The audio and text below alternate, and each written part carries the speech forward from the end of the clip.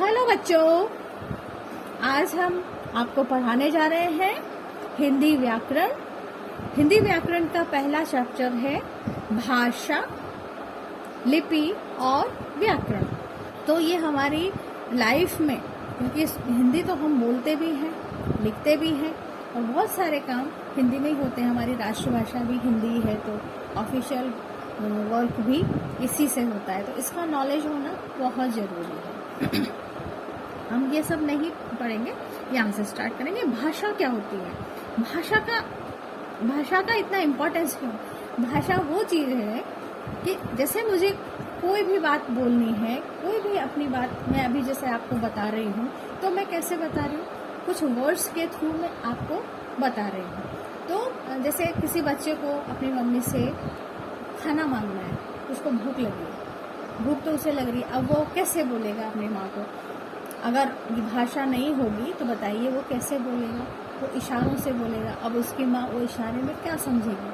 कब हो सकता है कि पानी मांग रहा है क्या, खाना मांग रहा है क्या, या कुछ और मांग रहा है, एक्सेक्ट नहीं समझ पाएगी, उनको टाइम लगेगा। लेकिन इसी चीज़ को जब हम वर्ड्स के थ्रू बोलते हैं कि माँ मुझे खाना दे दो, और एक्जैक्टली माँ वही समझ रही है कि मेरे बेटे को खाना ही चाहिए, ठीक है ना? तो हम जब अपनी बात, अपने थॉट्स दूसरों को बोल के एक्सप्रेस करते हैं, अभिव्यक्त करते हैं, तो उसी को बोलते हैं भाषा। यहाँ डेफिनेशन देखिए, भाषा वह साधन है जिसके द्वारा मनुष्य अपने विचार एक दूसरे तक पहुँचाते हैं। आपको अपने फ्रेंड से पेन मांगना है तो आप बोलेंगे यार पेन देना, वो बराबर आपको समझेगा और वो फटाफट से पेन निकाल के दे देगा। तो भाषा साधन है जिसके द्वारा मनुष्य अपने विचार एक दूसरे तक पहुंचाते हैं। अब भाषा के कितने रूप हैं? भाषा के 2 रूप हैं। कौन कौन से? नंबर 1 मौखिक, दूसरा लिखित।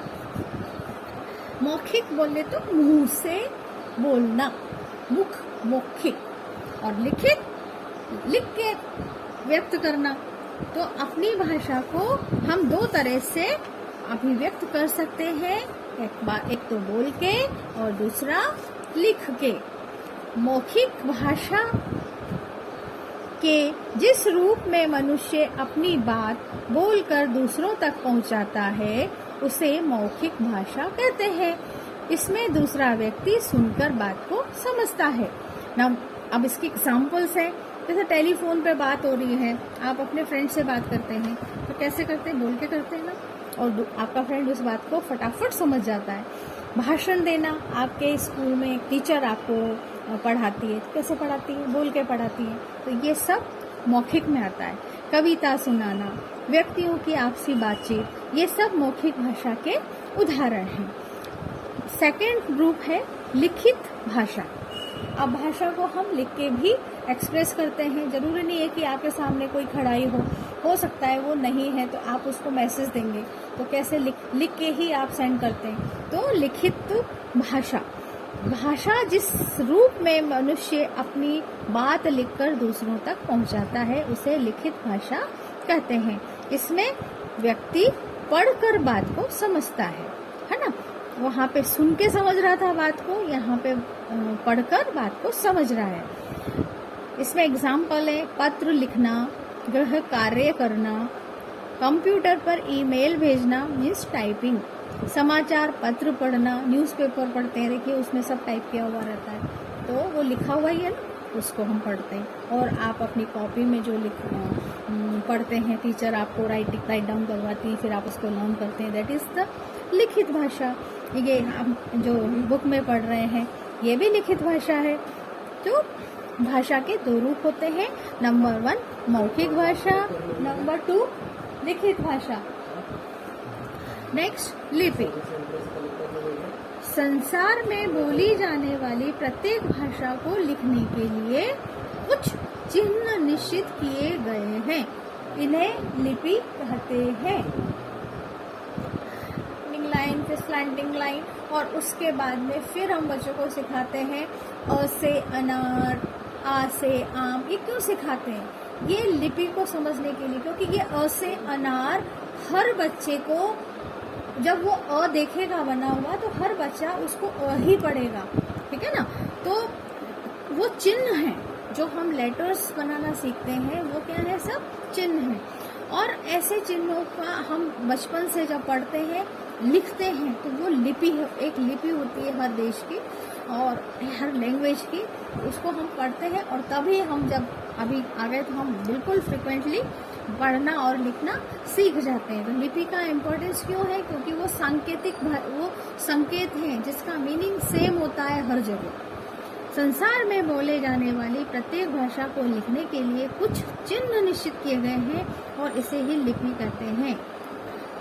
अब इसका डेफिनेशन देखिए, किसी भाषा की उच्चरित ध्वनियों को लिखने की विधि लिपि कहलाती है। उच्चरित ध्वनि मतलब जो हम बोल रहे हैं उनको लिखना। जैसे अ को हम ऐसे ही लिखते हैं, कोई भी बच्चे से पूछो या किसी इंडिया में किसी से भी पूछो तो अ को ऐसे ही लिखा। तो ये एक चिन्ह निश्चित किया हुआ है अ के लिए।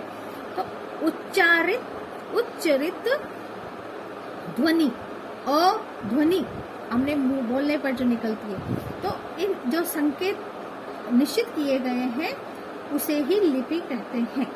अब हमारी जो हिंदी है, हिंदी में जो उस लिपि का भी नाम है, क्योंकि अलग अलग लैंग्वेज की लिपि, लैंग्वेज को अलग अलग लिपि में लिखा गया है। जैसे हिंदी हुआ, संस्कृत, मराठी और नेपाली भाषाओं की लिपि देवनागरी है। ये आपको लर्न करना पड़ेगा, याद रखना पड़ेगा। ये जीके का भी क्वेश्चन है और बड़ी क्लासेस में भी इसको पूछा जाता है, कॉम्पिटिशन्स में भी पूछा जाता है, इसलिए आप इसको हमेशा के लिए याद कर लो। पंजाबी भाषा की लिपि गुरुमुखी है। उर्दू की लिपि फारसी है। जर्मन, फ्रेंच और अंग्रेजी की लिपि रोमन है। तो ये पोर्शन आप रट लीजिए। भाषा, मातृभाषा का मतलब मातृ मीन्स माँ, भाषा मीन्स लैंग्वेज। तो जब बच्चा इस दुनिया में आता है और सबसे ज़्यादा अपनी माँ के पास ही रहता है, बच्चा बातचीत करता है ना, तो वो किस लैंग्वेज में बात करता है, जो उसकी माँ बोलती है उसी लैंग्वेज में वो बात करता है। क्योंकि घर में जो लोग बात कर रहे हैं उसी को वो अडॉप्ट करता है और उसी को वो सीखता है। तो ऐसी लैंग्वेज जो घर में बोली जाती है, जो माँ के द्वारा बोली जाती है, उसी को मातृभाषा बोलते हैं। ये डेफिनेशन हो गया। मातृभाषा वह भाषा जो बालक सबसे पहले अपनी माँ और परिवार से सीखता है, मातृभाषा कहलाती है।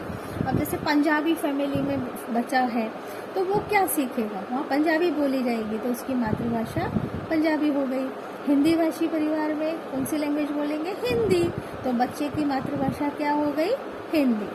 नेक्स्ट आया राजभाषा। राजभाषा किसको बोलते हैं, जो ऑफिस में यूज की जाती है। नेक्स्ट हुई राजभाषा। राजभाषा सरकारी कामकाज की भाषा होती है। गवर्नमेंट ऑफिस जो होते हैं वहाँ पे जो लिखित में काम होता है उसे हम राजभाषा बोलते हैं, सरकारी कामकाज की भाषा। 14 सितंबर 1949 को भारतीय संविधान में हिंदी को राजभाषा के रूप में मान्यता प्रदान की गई थी। इसलिए 14 सितंबर को हिंदी दिवस किस दिन मनाते हैं हम, 14 सितंबर को मनाया जाता है, याद रखिए इसको। नेक्स्ट राजभाषा, सॉरी, एक तो हो गया राजभाषा और दूसरी है राष्ट्र। राष्ट्र मतलब होता है देश, तो हर देश की एक अलग भाषा होती है। तो पूरे देश में वही एक ही लैंग्वेज को यूज किया जाता है, दैट इज कॉल्ड राष्ट्रभाषा। वह भाषा जिसका प्रयोग संपूर्ण राष्ट्र करता है राष्ट्रभाषा कहलाती है। जैसे चीन में चीनी बोली जाती है और जापान में जापानी बोली जाती है, और हमारे हिंदुस्तान में कौन सी बोली जाती है लैंग्वेज, हिंदी। अब हम पढ़ रहे हैं व्याकरण। आप यह देखिए, एग्जाम्पल देखिए, फोटो में दो लड़कियां हैं और दोनों आपस में बात कर रही हैं। एक बोल रही है तेरे को आज कहाँ जाना है, तो यहाँ पर क्रॉस लगा हुआ है। क्या आपको लगता है कि ये सेंटेंस सही है, सोच के बताइए। तेरे को आज कहाँ जाना है, ये सेंटेंस सही लग रहा है आपको या गलत लग रहा है। और दूसरी बोल रही है मेरे को आज पिकनिक पर जाना है। तो जरा सोचिए कि आप भी ऐसे ही बोलते हैं क्या? नहीं, ये सेंटेंस रॉन्ग है। क्यों? क्योंकि तेरे को नहीं आएगा यहाँ पर। यहाँ ये दोनों सेम एज ग्रुप में है, तो वो उसे बोलेंगे तुम्हें आज कहाँ जाना है, या आप भी बोल सकते हैं कि आपको कहाँ जाना है आज। लेकिन यहाँ जब फर्स्ट आएगा तो वहाँ तुम्हें ही आएगा, तुम्हें आज कहाँ जाना है, ये यूज करना पड़ेगा। और ये बोलेगी मुझे आज पिकनिक पर जाना है। तो ये मिस्टेक हुई है। अब इस मिस्टेक को कौन पकड़ेगा? वही पकड़ेगा जो लैंग्वेज की व्याकरण को जानता होगा। भाषा के शुद्ध रूप को सीखने के लिए व्याकरण की आवश्यकता होती है। व्याकरण क्यों पढ़ना है? भाषा का शुद्ध रूप सीखने के लिए। अब यहाँ देखिए कि इसमें लिखा है तेरे को आज कहाँ जाना है, लेकिन क्या आना चाहिए? शुद्ध रूप क्या है इसका? तुम्हें आज कहाँ जाना है। और दूसरा जो सेंटेंस है मेरे को आज पिकनिक पर जाना है, उसका सही सेंटेंस है मुझे, मतलब मेरे को की जगह पे मुझे आना चाहिए, आज पिकनिक पर जाना है। और भाषा, इसीलिए हमें भाषा को सीखना है। ठीक है। अब व्याकरण का डेफिनेशन क्या हो गया?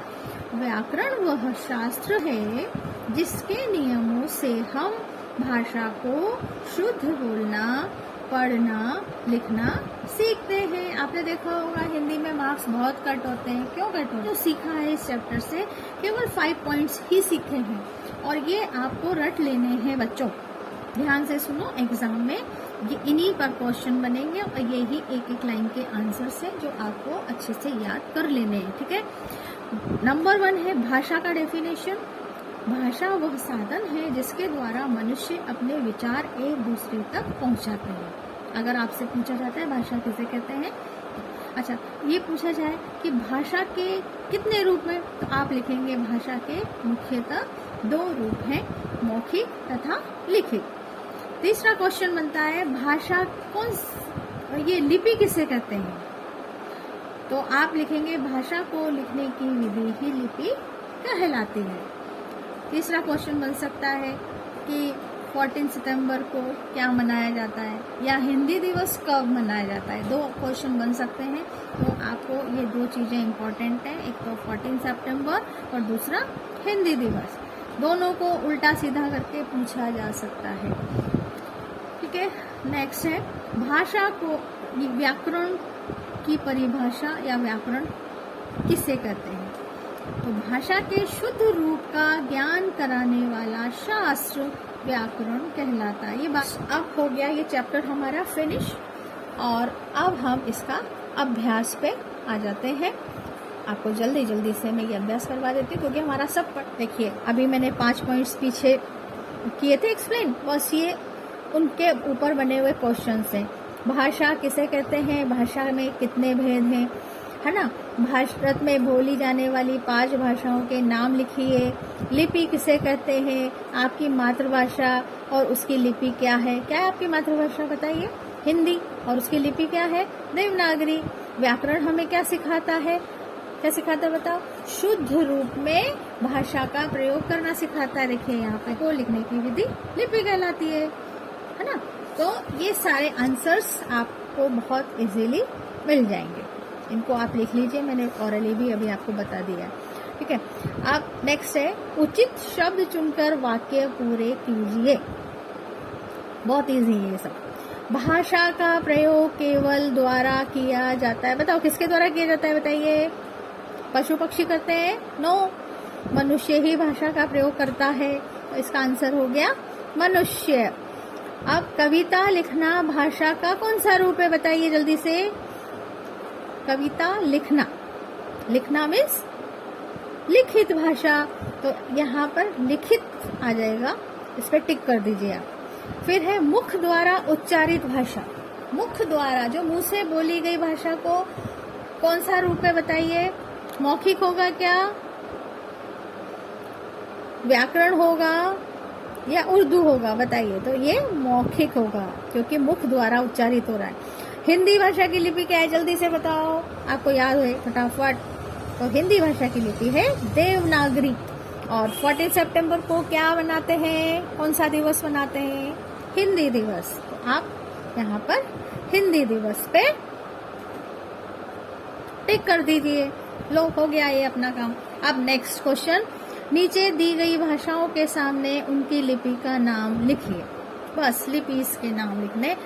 देखो मैंने आपको बोला था ये वाला पोर्शन यहाँ से लेके यहाँ तक, ये आप रट्टा मार लीजिए इस पे, आपको सारे यहाँ पर इसके आंसर्स मिल जाएंगे। हालांकि मैंने यहाँ लिखे हुए, अगर आपको प्रॉब्लम आती है तो उससे टेली कर सकते हैं। संस्कृत देवनागरी में लिखी जाती है, पंजाबी गुरुमुखी में लिखी जाती है, नेपाली देवनागरी में लिखी जाती है, अंग्रेजी रोमन में, जर्मन भी रोमन में, उर्दू फारसी में, मराठी देवनागरी में और फ्रेंच रोमन।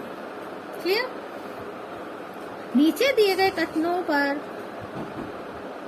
सही और गलत का चिन्ह लगाइए।